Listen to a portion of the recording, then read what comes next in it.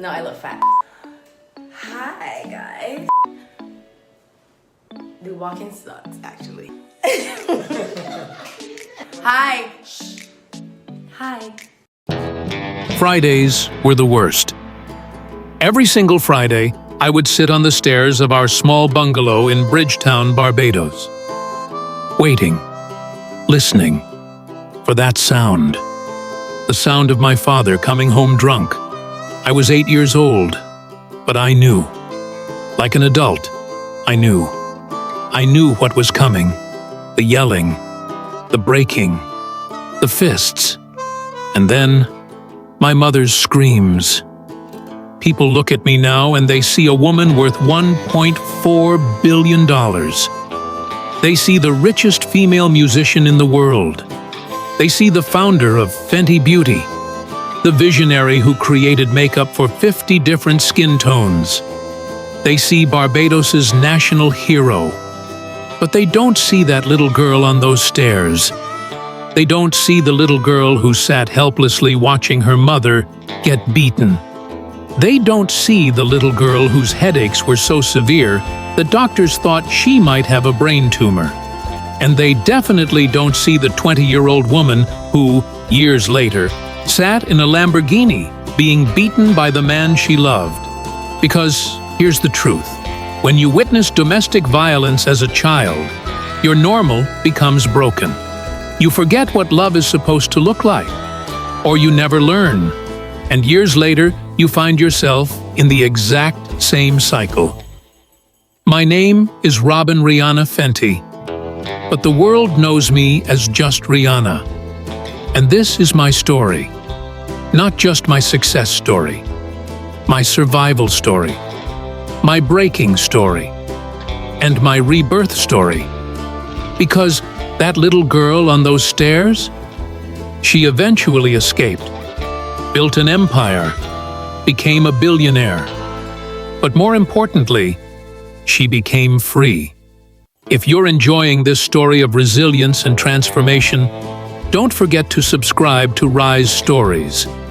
We bring you the real, untold journeys of the world's most iconic figures. The struggles, the failures, and the comebacks that shaped them. Hit that subscribe button and turn on notifications so you never miss an inspiring story. Now, let's continue with Rihanna's incredible journey. February 20th, 1988. I was born in St. Michael, Barbados. My mother, Monica Braithwaite, was an accountant. My father, Ronald Fenty, was a warehouse supervisor. From the outside, we looked like a regular family. A 3-bedroom bungalow.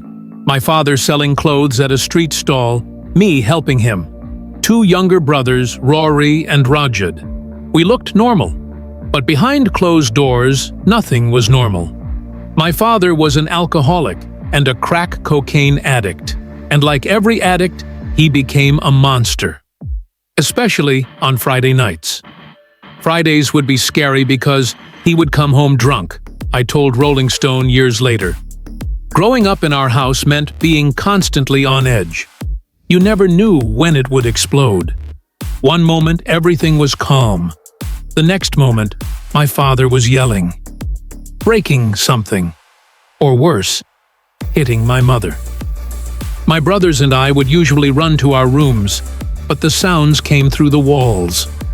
The screaming, my mother crying, glass breaking, and sometimes I couldn't take it. I would go downstairs. I would try to get in between them, I remembered. This little girl trying to stop a grown man. But what could I do? My mother, Monica, was one of the strongest women in the world. I still think she is. She stayed for 3 children, again and again and again. For years she stayed. But that strength cost me. Starting at age 8, I developed excruciating headaches. They were so severe that doctors did CT scans. They suspected a tumor. The doctors even thought it was a tumor because it was that intense, I recalled. But it wasn't a tumor. It was stress, trauma, fear, all of it making my small body sick. I hid it from my friends. Nobody at school ever knew. I never expressed how I felt. I always kept it in. I would go to school. You would never know there was something wrong with me. Because I didn't want to be different. I wanted to be normal. But what was happening at home didn't let me feel normal. And then I found an escape: singing. I started singing when I was 7. I listened to reggae music, Bob Marley, Caribbean rhythms. But the day I heard Whitney Houston, everything changed. I heard "I Will Always Love You," and that was it. I remember the first time falling in love with a song. Whitney's voice gave me hope. It gave me escape. It was really inspiring, and it made me develop a passion for music. So really, she's partly responsible for me being here in this industry, I told MTV years later. Music was the only way to escape the chaos at home. When I sang, the world stopped, the pain stopped, the fear stopped, and my mother noticed. She supported me. She sent me to dance lessons, singing lessons. We didn't have the budget, but she found a way.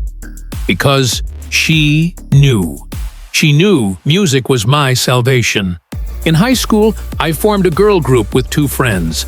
I sang a Mariah Carey song in a talent show and won. But the real turning point came in the winter of 2003. I was 15 years old. An American music producer named Evan Rogers was vacationing in Barbados with his wife. She was Barbadian, and through connections, they set up an audition to look at local talent. My friends and I went to that audition. Just 3 young girls.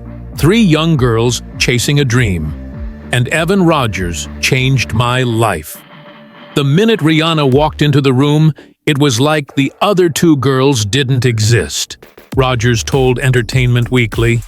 Her makeup was perfect, and she had these capri pants and matching sneakers. With her green eyes and her long supermodel neck, I said to myself, if that girl can sing, then holy shit. I sang Destiny's Child's Emotion, and Evan was shocked. The killer was when she opened her mouth to sing. She was a little rough around the edges, but she had this edge to her voice, he said. He decided to give me a chance. He took me to New York. My mother came too. She wouldn't let me go alone. And we made demo recordings. But it took over a year. Because I could only record during school holidays. I was living in Barbados. My life was there. But then everything changed. I turned 16. And I made a decision. I was leaving Barbados. 2004, 16 years old. 1 suitcase. One-way ticket. I hugged my mother. I said goodbye to my brothers. And my father, I didn't even say anything to him. Because when I was 14, my father and mother separated. Their marriage ended. And you know what happened? My headaches disappeared. The headaches I'd suffered for years, that doctors thought was a tumor, that paralyzed my life. They ended the day my father left the house. My body was finally free. The stress and fear in that house, when it left, the pain left too.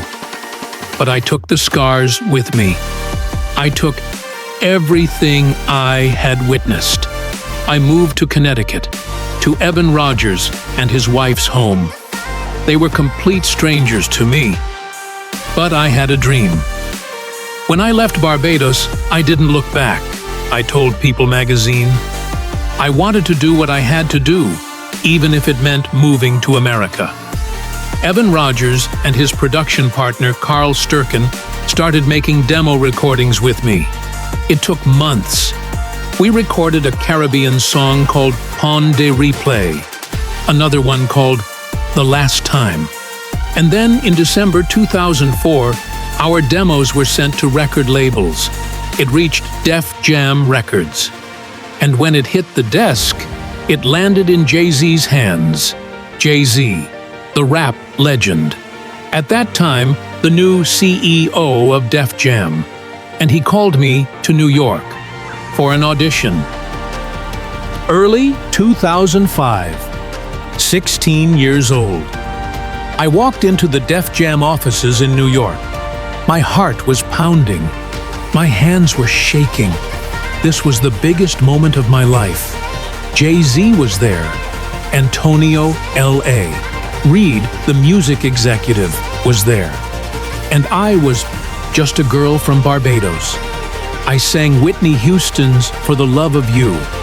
Then I sang Honda Replay and The Last Time. While I was singing, I remembered Jay-Z's face. He was impressed, but also skeptical. Honda Replay is too big a song, Jay-Z reportedly thought. When a song is that big, it's hard for a new artist to come back from.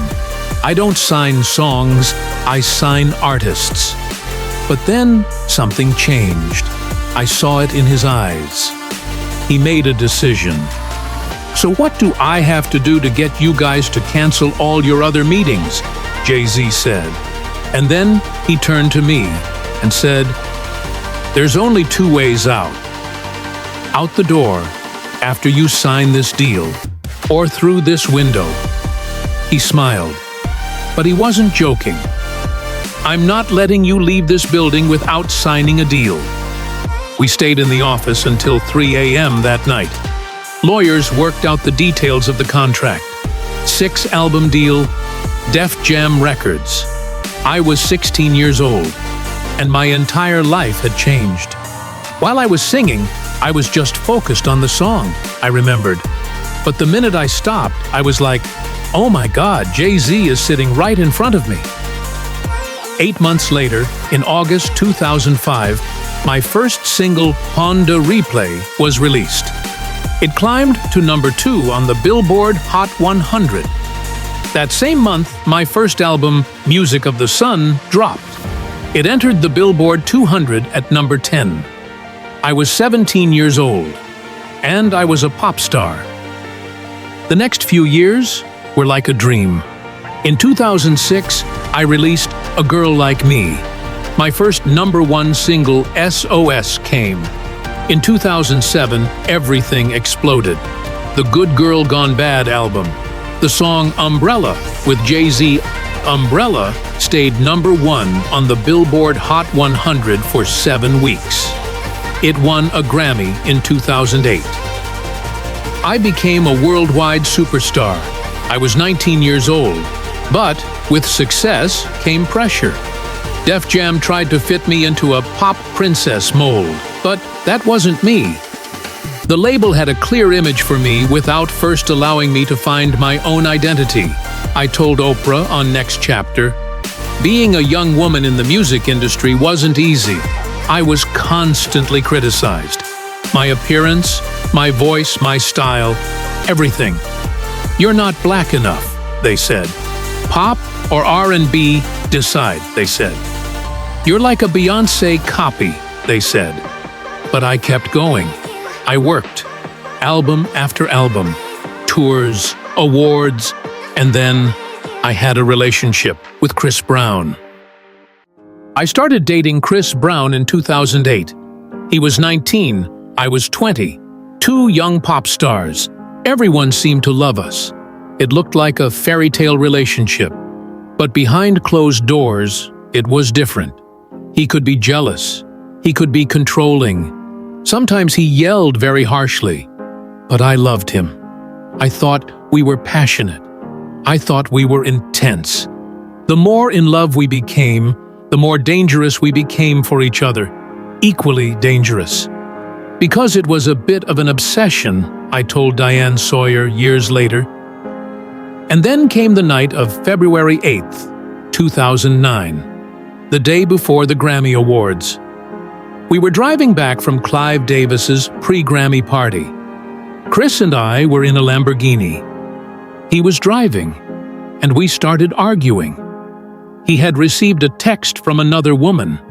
I caught him in a lie, and he wouldn't tell the truth. I caught him in a lie, and he wouldn't tell the truth, and I wouldn't drop it. I told Diane Sawyer, and then he exploded. He shoved my head against the passenger window. He was driving, and he started punching my face. Once, twice, 3 times, more. Blood was everywhere. On my dress, on the leather seats, in my mouth. I kept thinking, when is this going to stop? When is he going to stop? I said. He put me in a headlock. I couldn't breathe. I started to lose consciousness. He had no soul in his eyes. Just blank. He was clearly blacked out. There was no person when I looked at him, I said. And in that moment, I remembered something. I remembered my father's eyes, how they changed before he hit my mother when I was a child, how empty they were, how there was nobody home. And I realized I was in the exact same cycle. I had promised myself this would never happen to me. I had watched my mother get beaten for years, and I told myself, never me, never me. But here I was, repeating the exact same cycle. The car stopped. I tried to call my assistant's phone. "You just did the stupidest thing ever. I'm going to kill you," he said, and threw my phone out the window. He bit my ear. He bit my fingers. I started screaming for help. He exited the vehicle and walked away. A neighbor heard my screams and called 911. When police arrived, I was injured. My face was swollen. My lip was split. My nose was bleeding. There were bite marks on my arm and fingers.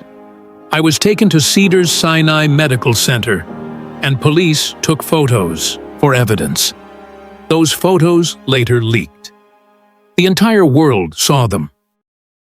As I lay in that hospital bed, I felt something. Not anger, not fear, shame.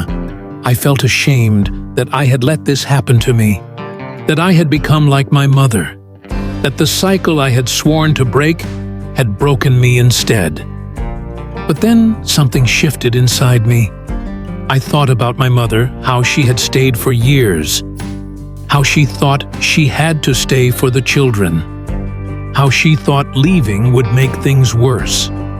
I thought about the teenagers on the internet, defending him, saying I must have deserved it, saying I probably provoked him, saying I should forgive him because that's what you do when you love someone. And I realized something.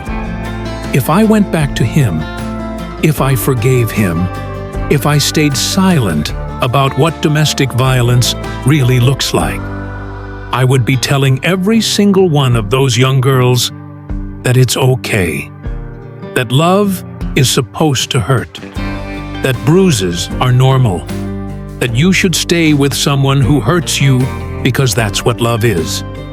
I would be telling them to make the same choices my mother made, the same choices I had made.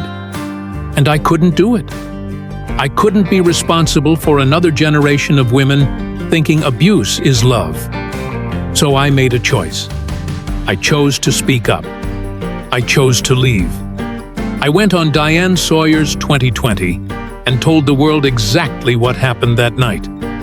How he punched me repeatedly. How he put me in a headlock. How he bit my ear and my fingers. How he said he was going to kill me. I chose to let the world see me broken so that other women would know they weren't alone. And then I chose to heal. Healing wasn't easy. It wasn't clean. It wasn't heroic. I went to therapy for years. I struggled with depression. I struggled with anxiety. In 2015, I was diagnosed with lupus, an autoimmune disease. My body was attacking itself. I needed chemotherapy. I had to cancel my tour, and in 2017, I had a kidney transplant. The surgery was difficult. I almost died. An artery broke. Emergency surgery was needed. Recovery took months. But during that difficult time, I understood something. I understood that my body was telling me something. The trauma I'd been carrying since childhood was showing its effects on my body. So I decided to truly heal, not just physically, emotionally. I went to a psychiatric facility in Tennessee. 90 days, intensive therapy. I received dialectical behavior therapy. This therapy completely changed my life. The main focus of this therapy is acceptance and mindfulness. We also worked on changing negative behaviors, I explained. I confronted every trauma from my childhood. I understood how witnessing my father's violence had rewired my brain. I understood that I didn't know what healthy love looked like. And I started to break the cycle. In 2017, I launched Fenty Beauty, a partnership with luxury goods giant LVMH, a brand that revolutionized the cosmetics industry. We launched with 40 different foundation shades, now 50, because I wanted every woman, every skin tone to feel represented, to feel beautiful, to feel included. Fenty Beauty generated $100 million in revenue in its first 2 months, over $550 million in 2018. Now the brand is valued at $2.8 billion, and I own 50% of it. In 2018, I launched Savage X Fenty, lingerie for every body type, inclusive, diverse, empowering.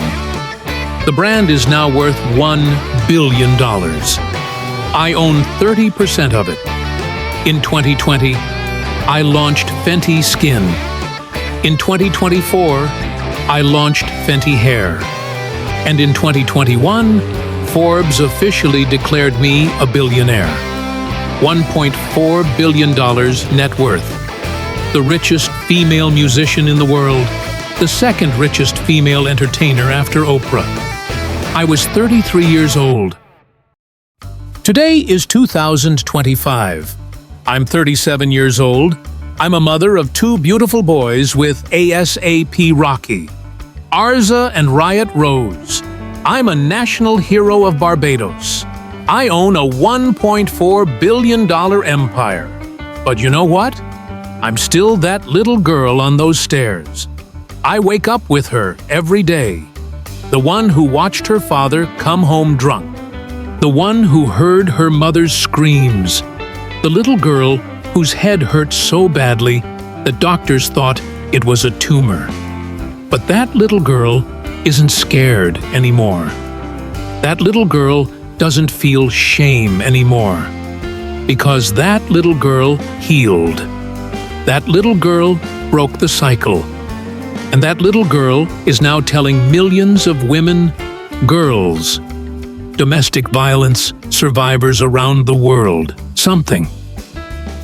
You are not alone. This is not your fault. And you can get out. My mother stayed for years because she didn't think she had a choice. I repeated the cycle for years because I didn't understand my normal was broken.